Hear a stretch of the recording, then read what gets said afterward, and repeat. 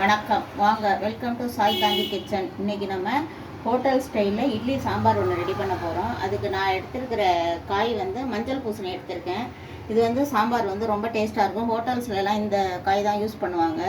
இதுக்கு நான் எடுத்துருக்கிற பருப்போட அளவு என்னென்னா 100 கிராம் துவரம் பருப்பு எடுத்திருக்கேன்.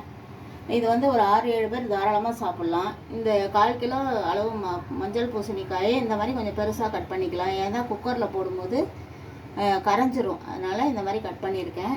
2 தக்காளியை வந்து இது மாதிரி பொடி பொடியாக கட் பண்ணி வச்சுருக்கேன்.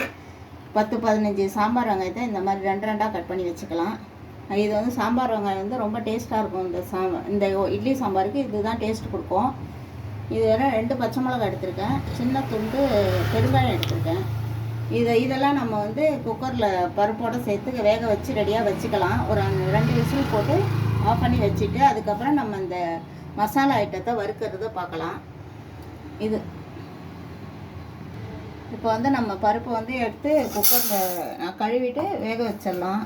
அடுப்பில் குக்கர் பாத்திரம் ஒன்று அடுப்பில் வச்சு சூடாயிட்டுருக்கு. அதில் கொஞ்சோட தண்ணி ஊற்றிடலாம். உங்களுக்கு எவ்வளோ சாம்பார் தண்ணி தேவைப்படுமோ அந்த அளவு போட்டு ஊற்றிக்கோங்க.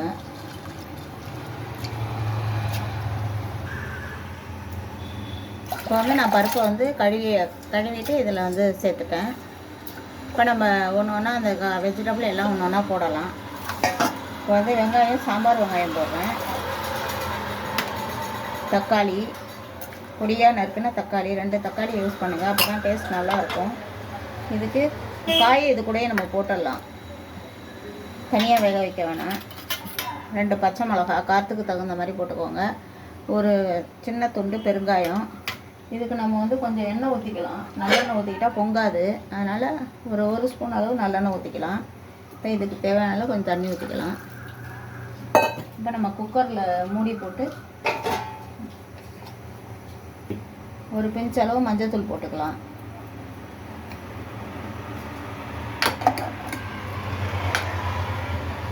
இப்போ நம்ம மூடி போட்டுடலாம். ஒரு 2 விசில் வந்த உடனே ஆஃப் பண்ணி வச்சிடலாம். இப்போ வந்து இந்த இட்லி சாம்பாருக்கு ஒரு ஸ்பெஷல் மசாலா ஒன்று நம்ம ப்ரிப்பேர் பண்ண போகிறோம். இது வந்து ஒரு பொடி போட்டால் போதும். காரம் எல்லாமே அதில் இருக்கும். இதை நம்ம எப்படி செய்யுதுன்னு வறுக்கிறத ஃபஸ்ட்டு பார்க்கலாம். இந்த மசாலா பொடிக்கு தேவையான பொருட்கள் என்னென்னு ஃபஸ்ட்டு பார்த்துடலாம். காரத்துக்கு நான் வந்து ஒரு 6 மிளகாய் எடுத்திருக்கேன். ஒரு 2 டேபிள் ஸ்பூன் அளவு இந்த தனியா மல்லி எடுத்திருக்கேன். இதுக்கு வந்து ஒரு கொத்து கருவேப்பிலை போட்டால் நல்லது. அதிலே பவுட்ரு ஆகிடும். இது வந்து 1 ஸ்பூன் வந்து சோம்பு எடுத்திருக்கேன். 1/2 டீஸ்பூன் வந்து ஜீரகம் எடுத்திருக்கேன். 1 டீஸ்பூன் வந்து மிளகு எடுத்திருக்கேன். ஒரு பெரிய ஸ்பூனில் கடலைப்பருப்பு எடுத்திருக்கேன். இப்போ இதை நம்ம வறுக்கிறத ஃபஸ்ட்டு பார்த்துடலாம்.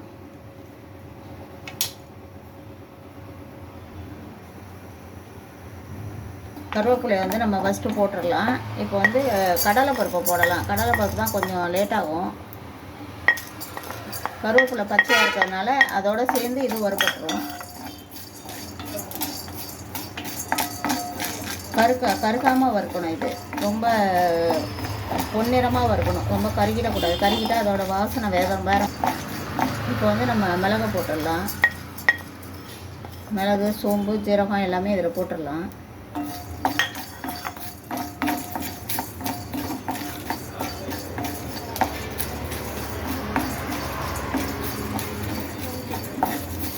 தனியாகவும் போட்டுடலாம். இப்போ ஏன்னா அப்போ தான் வந்து எதுவுமே கருகாமல் வறுபடும். கரெக்டாக ஈவனாக வறுபடும். மிளகாய் இதே போட்டுடலாம். இப்போ நம்ம இதை சிம்மில் வச்சிடலாம்.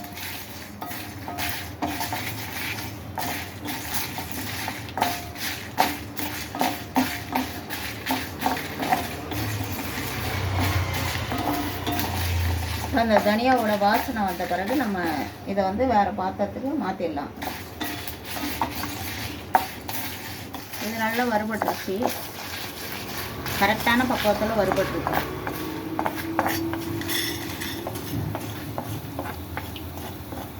இப்போ இது கொஞ்சம் ஆறினோடனே நம்ம நுணுக்கிட்டு வந்துடலாம். நல்லா கருவேப்பிலை இந்த மாதிரி நல்லா பொரியணும். இப்போ நம்ம மிக்ஸி ஜாரில் போட்டு இந்த மசாலா பொடி ரெடி பண்ணி கொண்டு வந்து வச்சுருக்கோம். இப்போ நம்ம பருப்பில் போடலாம். இப்போ வந்து பருப்பு வெந்துருச்சு. இந்த காய் வந்து ரொம்ப 2 விசிலுக்கு மேலே விடக்கூடாது, ஏன்னா காய் பரங்கிக்காய் வந்து ரொம்ப கரைஞ்சிரும். அதனால் இப்போ இதில் கொஞ்சம் வேகும். ஒரு 10 நிமிஷம் நம்ம கொதிக்க வச்சுக்கலாம். வெந்துருச்சு பருப்பு, ஆனால் கொஞ்சம் கொதிக்கணும். இது கொஞ்சம் தேவையான அளவு தண்ணி ஊற்றிக்கலாம்.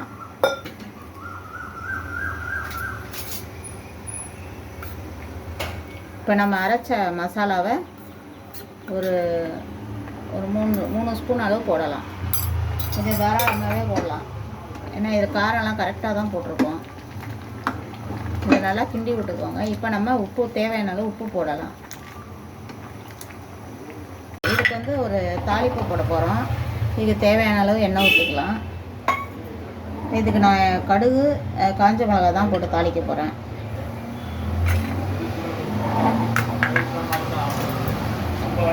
இப்போ வந்து எண்ணெய் காஞ்சிடுச்சு. இப்போ நம்ம அடுப்பு ஆஃப் பண்ணிடலாம். இதில் காஞ்ச மிளகா ஒரு 3 மிளகா போட்டுக்கலாம். அடுப்பு வந்து நீங்கள் தாளிக்கும் போது எண்ணெய் காஞ்சோடனே ஆஃப் பண்ணிவிடுங்க, இல்லைன்னா கறி வந்து ரொம்ப இதாகிடும், பொரிஞ்சிடும். கொத்தமல்லி போட்டாச்சு, தேவையான கொத்தமல்லி போட்டாச்சு. இப்போ நம்ம இதில் சாம்பாரில் தாளித்து ஊற்றிடலாம்.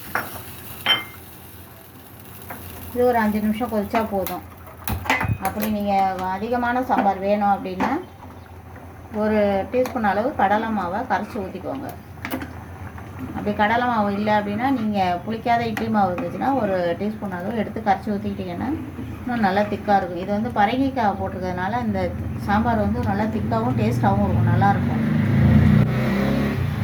இப்போ சுவையான பரங்கிக்காய் இட்லி சாம்பார் ஹோட்டல் ஸ்டைலில் ரெடி ஆகிடுச்சு. நம்ம இன்னொரு பாத்திரத்தில் ட்ரான்ஸ்ஃபர் பண்ணிக்கலாம். இப்போ சுவையான இட்லி சாம்பார் ரெடி ஆகிடுச்சு. பரங்கிக்காய் இட்லி சாம்பார் ஹோட்டல் ஸ்டைலில் டேஸ்ட்டு சூப்பராக இருக்கும். இதே மாதிரி ட்ரை பண்ணுங்கள்.